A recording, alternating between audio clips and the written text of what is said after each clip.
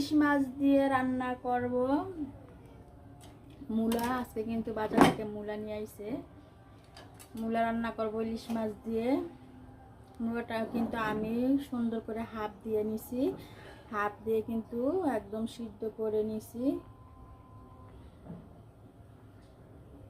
আর এখানে কিন্তু মুরগা আনছে, মুরগাটা আমি সুন্দরভাবে কাইটা নিছি। মুরগাটা রান্না করব, বাচ্চাদের জন্য আমার রেগুলার মুরগি রান্না করতে হয়, আপনারা অবশ্যই সেটা জানেন। আর বাচ্চারা কিন্তু মাছ খাইতে চায় না, মাছের তরকারি খাইতে চায় না। আর এখানে কিন্তু আমি তেল বসাই দিলাম, আর মাছগুলা এক এক করে দিয়ে দিব, মাছগুলা ভেজে নিব। ইলিশ মাছ দিয়ে মূলা দিয়ে রান্না করব।